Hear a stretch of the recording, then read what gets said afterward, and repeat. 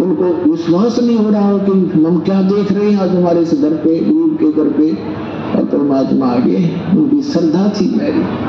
तब कमाल ने कहा कि गुरु जी को ऐसे खड़ा रखोगे, अंदर भी ले चलोगे, बहुत दूर से चल कर आए हैं। तब वो एकदम सपना सा टूटा, चरणों में दंडवत प्रणाम किया और बैठा दिए झोपड़ी में, थोड़े जैसे भी कपड़े थे फटे पुराने बिछा। अब संबंध गुरुजी के उन भक्तों के पास बैठ गया, चर्चा चलते रही। फिर कुछ देर के बाद पूछा, भगवान खाने का सुनाओ, अभी खाओगे या कुछ ठहर के? तो परमात्मा ने कहा कि भाई भूख तो लगी है बच्चा, पैदल चल कर आए, भूख लगी है, व्यवस्था कर लो। संबंध अपनी पत्नी के पास पीछे झोपड़ी में आया, बीच में आंगन था, पीछे रहने की एक झोपड़ी थी। उसमें आकर कहा कि भोजन बनाओ गुरुजी के लिए, सत्संग के लिए।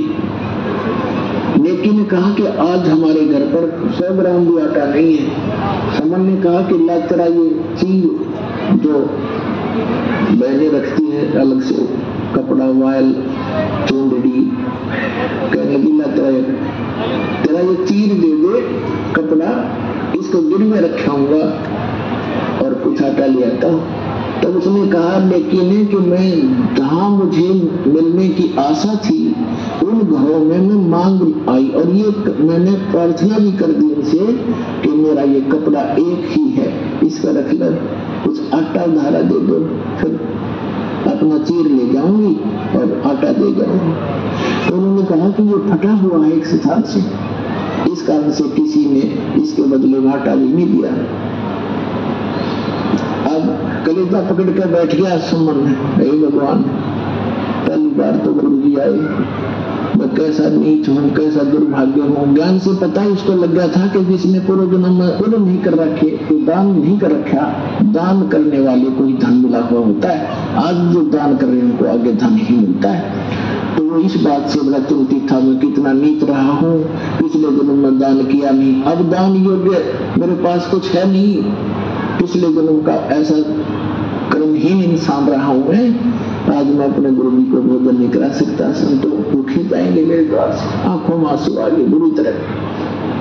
तब नेकी ने कहा कि आप ऐसा करो, चिंता मत करो, कोई यत्न बनाओ, आप रात्रि में चोरी कर लाना और गुरु जी से कह दो भगवान सुबह भोजन कराएंगे।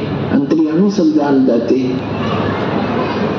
तो समन ने कहा कि सुबह कहां से लाएंगे, सुबह की कैसे कहूं? लेकिन कहा कि रात्रि में चोरी कर लाओ। तो अब उसी समय सेव कहने लगा, लड़का रोज सुना करता माता पिता के मुख से, बेटा भूखा रह जाए पर चोरी नहीं करनी चाहिए। चोरी करने वाला व्यक्ति कभी भी सक्सेस नहीं होता, उसका नाश होया करता है, महाअपराधी व्यक्ति होता है। तो सेव कहने लगा कि माता, गुरु जी रोज सत्संग में सुनाते हैं चोरी नहीं करनी चाहिए, और आज मैं आपके मुख से सुन रहा हूं कि चोरी करने हम, इससे अच्छा तो मर जाए वो अच्छा है, भूखे मर जाएंगे, गुरु जी से हाथ जोड़ देंगे। तब नेकी ने कहा, बेटा बात सुन पुत्र, तेरी बात बिल्कुल सही है, चोरी करने वाले का नाश होता ही होता है, विनाश होता है। लेकिन पुत्र, हमने इस नगरी में कुछ समय व्यतीत किया है और यहाँ का अन्न